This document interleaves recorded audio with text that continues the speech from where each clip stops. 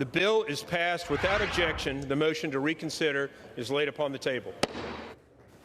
1 week ago today, the House passed the Laken Riley Act. Monday, the legislation cleared a second hurdle in the Senate.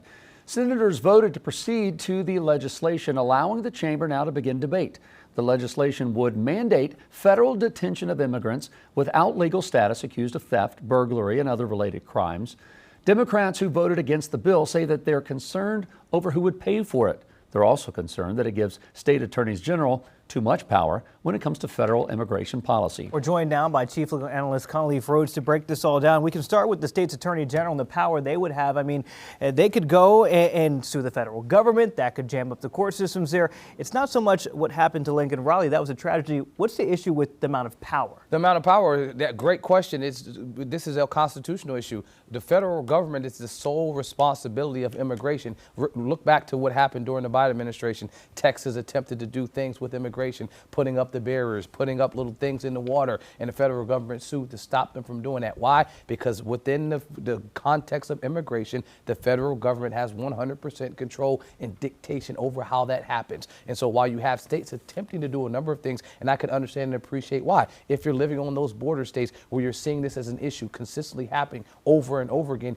you're wanting someone to do something and you feel like nothing's happening. Okay, I'll take it on my own power. I'm the governor. I'll make sure the National Guard can go there. Well, is that constitutional? And that's what this question is. Do the state's attorney generals have an opportunity to do this when they feel like it's getting out of control? So the talk and the requirement and the concern for it being an overreach of power is valid, because you can just point to our Constitution that vests that power with the United States government.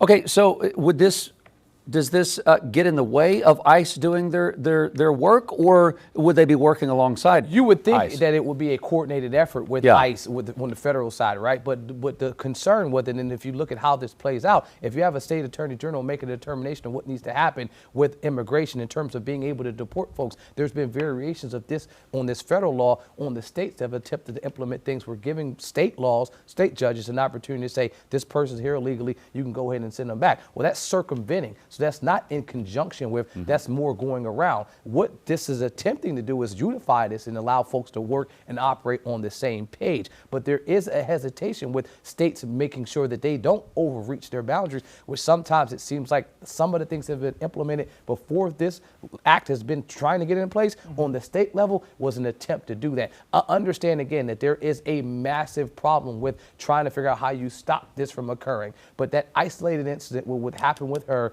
is something where now has turned into an act which looks like they'll have the votes to get this to pass forward. Conleth, real quickly, what rights do undocumented migrants have? Because it's just saying if they are arrested, they have to be held without bond. That's not saying that they're charged, just arrested and put in cuffs, and now they're held without bond. What rights do they have? Well, they would have the same rights as anyone else, because you don't have to be a citizen of this country to have rights. That due process is extended to everyone, and now that the adjudication process for you to be determined if you're here legally or illegally is a different process. But in a standard criminal court proceeding, if you are charged, not convicted, but just charged, you have constitutional rights just like everyone else. And so if you're going to court and you have been charged, and now that's another issue that some folks have taken with this act, is that you can be held unlimited. There's no time frame on that. So even for something small, like if you go into the store and steal something for a nominal amount, if you are here undocumented under this law, you can be held for any duration. So that is problematic, because now